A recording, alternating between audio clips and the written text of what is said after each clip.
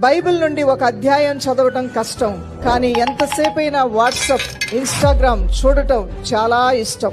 2 గంటల సమయం ప్రార్థనకు కష్టమైన పని, కానీ 2 గంటల సినిమా బోరింగ్ గా ఉండదు. చర్చిలో 10 రూపాయలు అధికం, కానీ షాపింగ్ లో 1000 రూపాయలు కూడా చాలా తక్కువ. ఆరాధనలు సర్వసాధారణంగా విచారంగా బోరింగ్ గా అనిపిస్తాయి కొంతమందికి, కానీ టీవీలో కామెడీ ప్రదర్శనలు వింతగా, ఆనందంగా, విచిత్రంగా, హ్యాపీగా అనిపిస్తుంటాయి. ఇతరుల ముందు ప్రశంసలు వినడానికి, పంచుకోవటానికి ముందు ఉంటాం, కానీ ఇతరుల ముందు దేవుణ్ణి స్తుతించడానికి, ఇతరుల ముందు దేవుని గురించి చెప్పడానికి మాత్రం వెనకుంటాం. రోజు టీవీ సీరియల్ శీర్షిక కోల్పోకూడదు, కానీ వీక్లీ బైబిల్ స్టడీకి సమయం మాత్రం లేదు అంటాము. చర్చిలో చివరి సీట్లో కూర్చుందాం అనుకుంటావు, కానీ లోక సంబంధమైన కార్యక్రమాల్లో ముందు సీట్లో ఉండాలని కోరుకుంటూ ముందుకు వెళ్తూ ఉంటావు.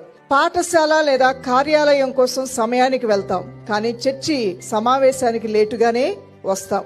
ఆసక్తిని కనపరచాల్సిన నువ్వు ఈ రోజు నీలో ఆసక్తి పోయింది. ఆ మొదటి ప్రేమ పోయింది. ఆ బైబిల్ చదవాలంటే బైబిల్ అలా 10 సార్లు చూస్తావు, పక్కన పెడతావు, కానీ ఒక్క అధ్యాయం నువ్వు చదివిన రోజు లేదేమో. చదువుతున్న వారు ధన్యులు, చదవని వారు ఏంటో మీరే చెప్పుకోవాలి. నువ్వు గ్రహించుకుని నా స్థితిని మార్చు ప్రభు అని నువ్వు ప్రార్థన చేసుకోవచ్చు.